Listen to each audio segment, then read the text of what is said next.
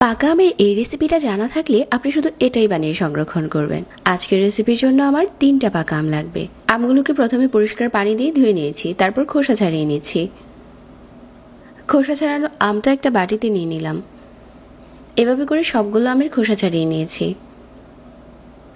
এখন আমগুলোকে হাতে কষলে মাঝখানের আটিটা ফেলে দিচ্ছি, যেহেতু আমগুলো একটু বেশি পাকা। তো এভাবে করে সবগুলো আম কচলে নিয়েছি।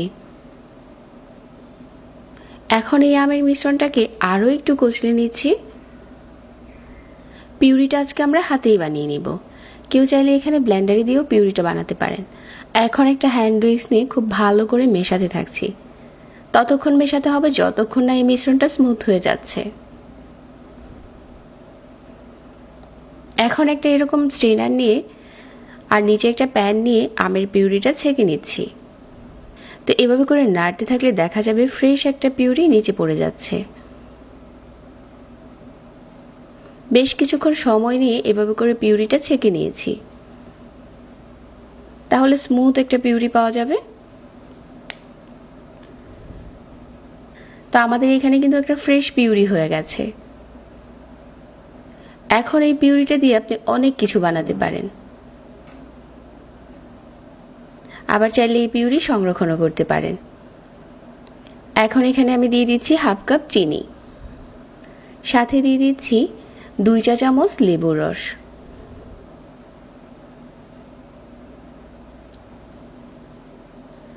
চিনি আর লেবুর রস আমের পিউরির সাথে একটু মিশিয়ে নিচ্ছি। মেশানো হয়ে গেলে প্যানটাকে নিয়ে চুলাতে বসিয়ে দিলাম আর এভাবে করে অল্প আঁচে নাড়তে থাকবো। বেশ কিছুক্ষণ সময় নিয়ে অল্প আঁচে নেড়ে চেড়ে এই পিউরিটা ঘন করে নিয়েছি। এখন আমাদের পাকা আমের জেলি রেডি হয়ে গেছে।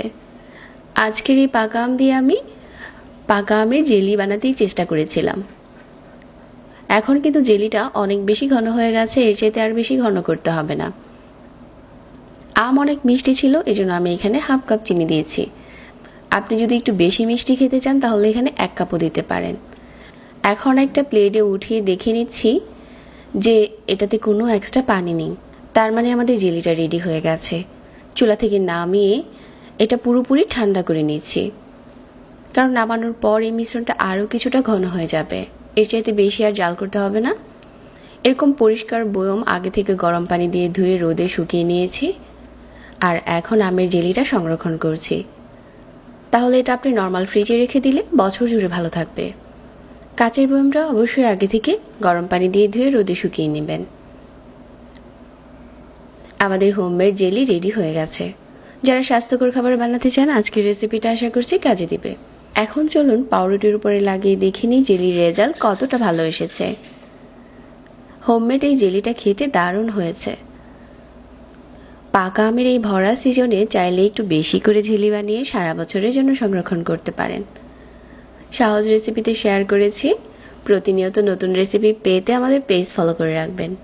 যারা এতক্ষণ সাথে ছিলেন সবাইকে আবারও ধন্যবাদ জানাচ্ছি। আর আজকে এখানে বিদায় নিচ্ছি। আল্লাহ হাফেজ।